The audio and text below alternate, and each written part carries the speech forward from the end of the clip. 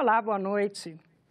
As queimadas na Amazônia e a repercussão internacional fizeram parte de todos os discursos no plenário desta segunda-feira.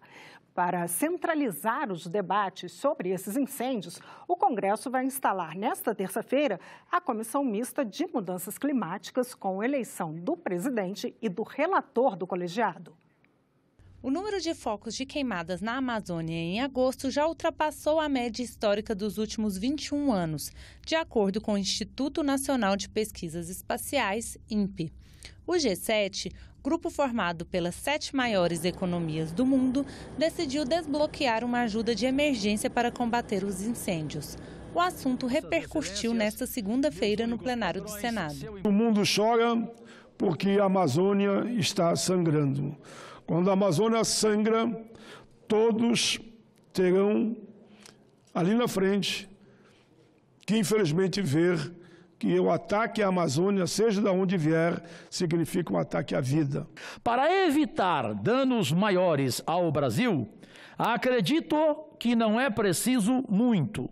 Basta uma correção de rumo do governo federal em relação ao que ele divulga, ao que faz e ao que deixa de realizar em termos de política ambiental. Errar é humano e reconhecer falhas não diminui ninguém. Nós estamos cada vez mais erguidos, minha gente. O mundo tem a verdadeira cobiça pela Amazônia e pelo Brasil. E esse governo, com coragem, com determinação, não vai se curvar a essas pressões internacionais e, pior do que isso, porque faz parte do jogo amar os brasileiros, vergonhosos brasileiros, que, na verdade, a sociedade tem que abominar. Uma reflexão a respeito da nossa soberania, do necessário desenvolvimento para toda a região amazônica, da necessidade de nós nos atermos às informações verídicas, sem jamais nos esquecermos de nosso bem ambiental e do devido combate à criminalidade nessa área. Defender a Amazônia não é afrontar a soberania. Todas as nações do mundo devem defender a preservação da Amazônia. Todos os habitantes do mundo devem desejar a preservação da Amazônia, sem que isso signifique afronta à nossa soberania. E nesta terça-feira vai ser instalada a Comissão Mista de Mudanças Climáticas com o objetivo de centralizar a discussão sobre as queimadas na Amazônia. A presidência deve ficar com o senador Alessandro Vieira e a relatoria com algum deputado. O início das atividades do grupo vai contar com a presença do presidente do Senado e do Congresso, Davi Alcolumbre. O presidente da Comissão de Relações Exteriores e Defesa Nacional disse que é preciso verificar se o aumento das queimadas não se deu pelo clima seco desta época do ano. Vincular isso a uma situação corriqueira e habitual que todos os anos acontece no nosso país, aí sim eu entendo que pode estar havendo uma especulação mais política dessa situação. Daqui a pouco vão culpar o governo de quase todas as coisas que acontecem por aí. A reforma tributária é o tema de 2 audiências públicas que a Comissão de Constituição e Justiça faz amanhã e na próxima quinta-feira, às 14h. O debate sobre a proposta de emenda à Constituição que altera o sistema tributário começou na última semana e a análise da PEC em plenário deve acontecer logo depois da votação da reforma previdenciária. A Comissão de Assuntos Econômicos vai ouvir amanhã o presidente do Banco Central, Roberto Campos Neto. Ele foi convidado para explicar as taxas de juros e a situação do crédito no país. A audiência começa às 10h.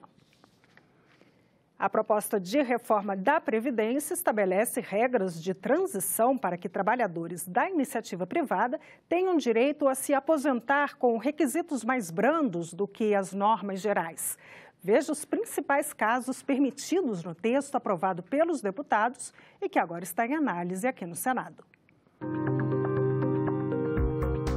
Como ficam as regras de transição para o direito à aposentadoria para trabalhadores da iniciativa privada pelo texto aprovado na Câmara dos Deputados? Quem já está no mercado de trabalho pode optar pelas regras de transição para aposentadoria, caso seja mais vantajoso. As regras são as seguintes. Pelo sistema de pontos, o trabalhador deve somar a sua idade com o tempo de contribuição.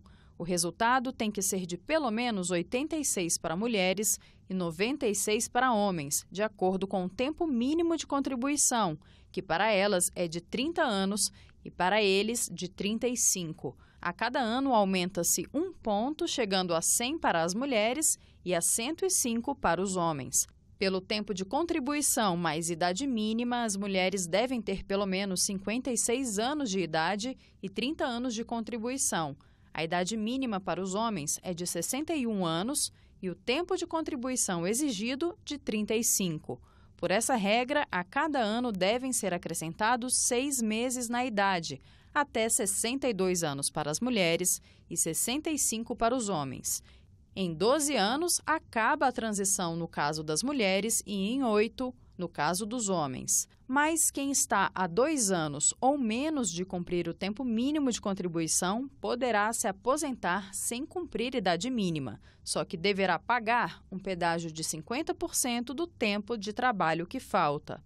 A proposta estabelece também uma regra só da idade mínima, que para os homens continua a mesma de hoje, 65 anos, e para as mulheres será de 60. A partir de 2020, a idade mínima de aposentadoria da mulher será acrescida de 6 meses a cada ano, até chegar a 62 anos. O tempo mínimo de contribuição exigido, nesses casos, será de 15 anos para ambos os sexos. Uma outra possibilidade prevê idade de 57 anos para mulheres e de 60 anos para homens, mas é necessário cumprir um pedágio correspondente ao que faltaria para atingir o tempo mínimo de contribuição, que é de 30 e 35 anos, respectivamente. O senador Tasso Gereissati vai entregar nesta semana o relatório preliminar da reforma da Previdência ao presidente do Senado, Davi Alcolumbre. Na última semana, a comissão concluiu a série de audiências públicas para debater a proposta. A repórter Dinalva Ferreira traz as informações sobre a tramitação da PEC aqui no Senado. Não tem mais audiências públicas previstas, por enquanto, para essa semana, claro. A expectativa é com a entrega desse relatório preliminar sobre a reforma. O relator, senador Tasso Gereissati, iria entregar o texto na sexta-feira, mas ele pediu mais tempo para analisar com mais profundidade as informações e as sugestões que foram apresentadas nessas 6 audiências públicas que aconteceram na semana passada. Foram ouvidas nessas audiências cerca de 60 pessoas, várias categorias apresentaram demandas que, segundo o senador Tasso Gereissati, são demandas complexas que merecem ser analisadas com mais cuidado. Ele vai aproveitar esse tempo também para analisar as cerca de 130 emendas que foram apresentadas até agora. O senador Tasso Gereissati, ele tem reafirmado a intenção dele de manter o coração do texto que veio da Câmara e eventuais correções que podem ser feitas, segundo ele, deverão ser feitas mesmo por emendas supressivas, o que não obriga que o texto tenha que voltar para a Câmara ou por meio da PEC paralela. Segundo o Tasso, já existe praticamente um consenso entre os senadores de que a inclusão de estados e municípios será feita por essa PEC paralela. A partir de hoje, o Senado Notícias vai exibir a participação do consultor legislativo Pedro Neri, que é especialista na área previdenciária, no programa Primeiro Item, da Rádio Senado. O programa é transmitido diariamente, de 1 às 2 da tarde. E toda segunda-feira, à tarde na rádio e à noite aqui no Senado Notícias, Pedro Neri vai explicar o que muda com a reforma da Previdência. Para hoje, a gente traz o assunto da idade mínima, não é, Marcela? É isso aí. Como é que ficou, né? Essa talvez tenha sido a principal alteração se comparada às regras atuais da Previdência, né, Pedro? Como é que ficou o texto que o Senado está analisando nesse momento? Isso, Marcela. Essa é, sem dúvida, a principal alteração da reforma da Previdência. Muita gente fala que ela aumenta a idade mínima. Na verdade, ela cria a idade mínima para aposentadoria por tempo de contribuição. um benefício que só existe no Brasil e em outros poucos países, que é aquele benefício que o segurado, o trabalhador, consegue no INSS, com 30 anos de contribuição se for mulher, 35 anos se for homem, não interessa a idade, qualquer idade pode se requisitar esse benefício. A reforma da Previdência cria uma idade mínima de 62 anos para as mulheres e 65 anos para os homens. Essa regra não começa a valer imediatamente. Existem 4 regras de transição. Então, sendo eventualmente aprovada pelo Senado, cada trabalhador vai olhar ali qual a regra que mais se adequa a ele, mas, grosso modo, a quem está há 10 anos ou mais de se aposentar, a regra de transição pouco se aplica. Provavelmente essa pessoa vai ter que se aposentar com 62 anos se mulher e 65 anos se homem. E, na verdade, Pedro e Marcela, essa regra não é só a regra atual do Brasil não é só muito diferente em relação ao resto do mundo, como é diferente em relação aos próprios benefícios do INSS que existem. Por exemplo, muitos brasileiros se aposentam por uma modalidade de aposentadoria chamada aposentadoria por idade, que tem a urbana e a rural. Nela já existe uma idade mínima de 60 anos para as mulheres, 65 anos para os homens e 5 a menos nos 2 casos para os trabalhadores rurais. Essa é uma modalidade de aposentadoria que é mais usufruída no Norte, no Nordeste, as regiões mais pobres, porque ela exige um tempo de carteira assinada menor, de 15 anos. E para os trabalhadores que não conseguem nem esses 15 anos de contribuição, às vezes um pedreiro, uma empregada doméstica, eles normalmente se aposentam por um benefício assistencial chamado benefício de prestação continuada, o BPC, que já exige idade mínima de 65 anos para homens ou para mulheres. Então, o diagnóstico dominante em relação à reforma da Previdência é que ela cria uma idade mínima para aqueles que hoje se aposentam muito antes dos demais brasileiros, aqueles que conseguiram uma inserção melhor no mercado de trabalho, muitas vezes trabalhadores das regiões mais industrializadas, que conseguiram uma formação, uma escolaridade maior, estão nas ocupações mais produtivas. Por isso, então, que o governo também diz que essa reforma se reveste de algum caráter de justiça social, porque ela faz com que os brasileiros menos pobres se aposentem com idades mais próximas dos trabalhadores mais pobres. Então, grosso modo, é essa questão da idade mínima que está colocada para o Senado. Pedro, alguns pontos, como você falou do BPC, né, do benefício de prestação continuada, a própria reforma da Previdência Rural, são pontos que ficaram por fora do texto que o governo tinha enviado, a Câmara retirou isso do texto. O Senado agora está analisando, parece que já há um entendimento de que alguns pontos sejam tratados em outra proposta, não nessa proposta, para que ela não volte para a Câmara e comece todo o processo. Como é que você avalia aqui dentro essas diferenças e se isso é possível mesmo tratar isso numa proposta só, ou isso vai ter que ser pontuado cada um em um texto? São vários assuntos, né? Como é que você avalia essa discussão? Pedro, eu acho que você tocou numa questão essencial. A proposta que está chegando para a discussão no Senado é muito diferente da proposta que chegou na Câmara, que foi enviada pelo governo Jair Bolsonaro lá no início do ano, lá em fevereiro. A Câmara retirou do alcance da proposta a aposentadoria rural, que estava sendo afetada, principalmente para as mulheres.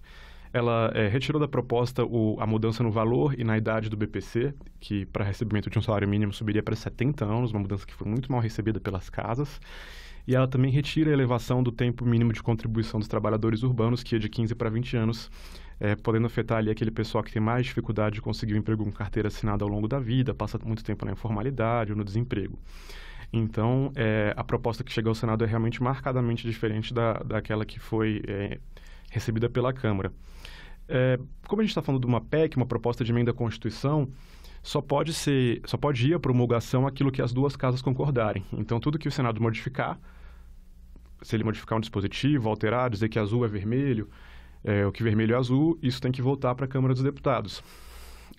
Na reforma de 2003, do presidente Lula, como há hoje uma pressão para que essa proposta vá logo à promulgação por conta das expectativas dos agentes econômicos, criou-se o que ficou chamado de PEC paralela. O Senado apresentou uma nova proposta alterando os pontos que ele queria modificar, aprovou a proposta do governo, então a proposta do governo foi a promulgação, virou a emenda constitucional 41 de 2003, e o Senado apresentou uma nova proposta fazendo alterações nessa proposta, para que ela fosse à Câmara sem prejudicar a tramitação daquilo que o Senado concordava.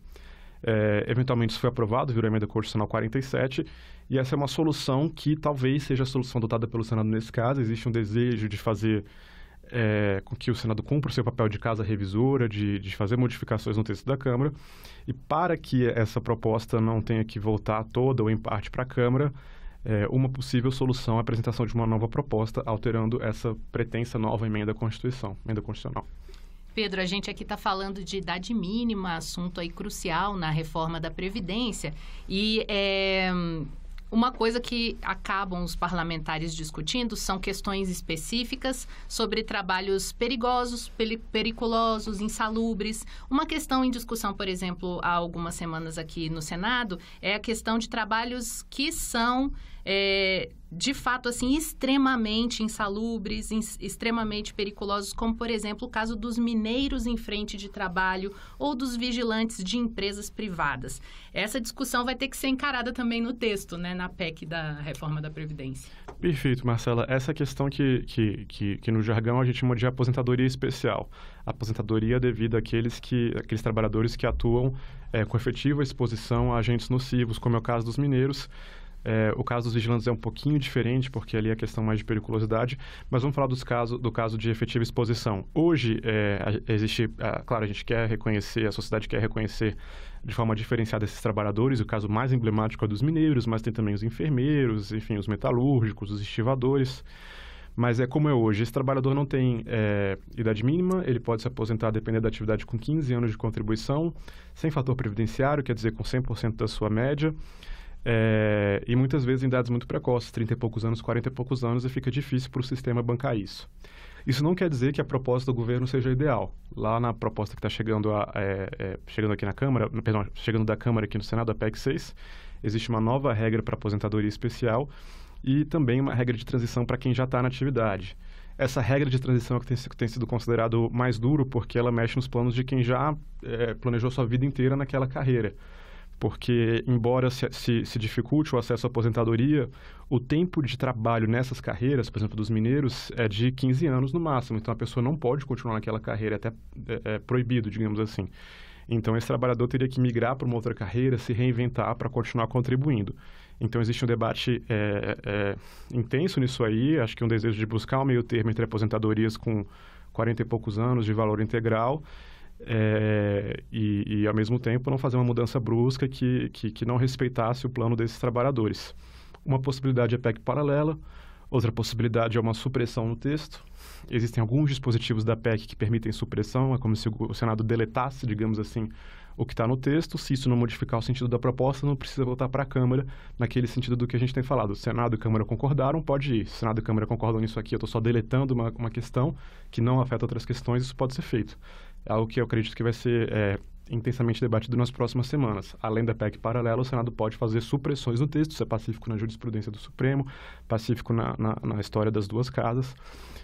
A transição de aposentadoria especial é potencialmente um tema que pode ser, digamos, deletado pelo Senado. Uma das alternativas que apareceu na comissão, em um debate da Comissão de Direitos Humanos, foi a questão de se contar com vantagem maior o tempo que o trabalhador exerceu aquela função. Por exemplo, foi mineiro por 15 anos e depois migrou, e dele poder fazer essa conversão com uma vantagem maior para contar o tempo especial.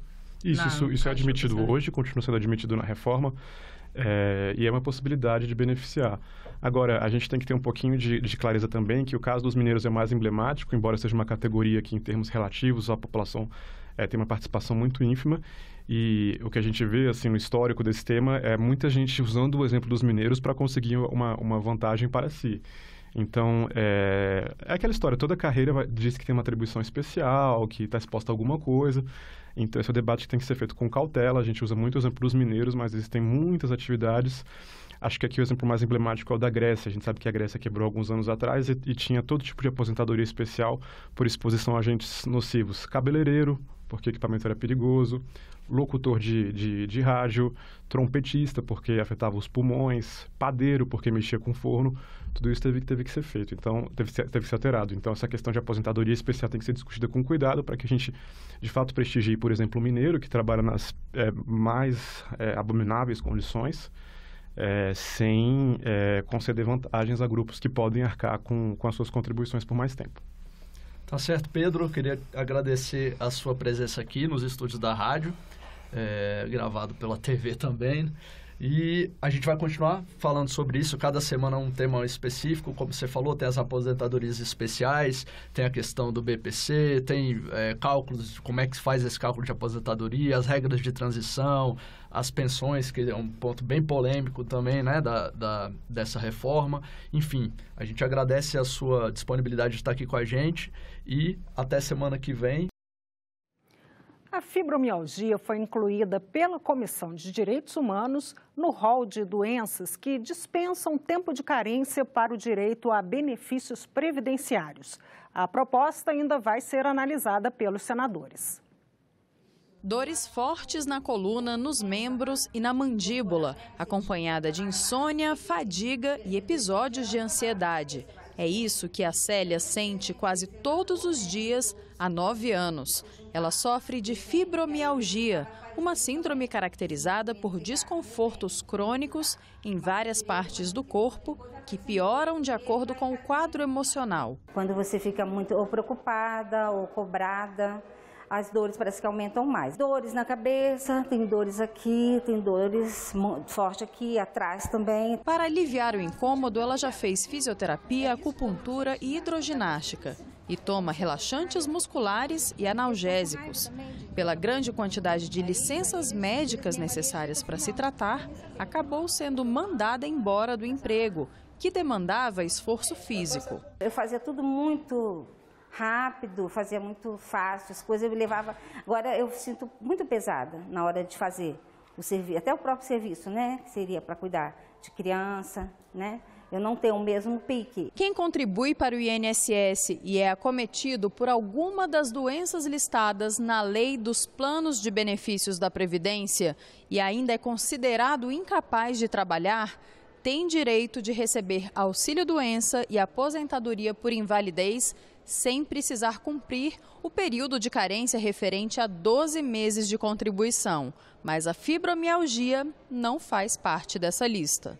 A partir de uma sugestão legislativa recebida pelo portal E-Cidadania, o senador Flávio Arnes apresentou um projeto de lei para incluir a fibromialgia nesse rol. Arnes acatou parcialmente a proposta de iniciativa popular, que recebeu mais de 20 mil apoiamentos. Essas pessoas que apresentam esta dificuldade precisam, da parte do poder público, ter um olhar especial.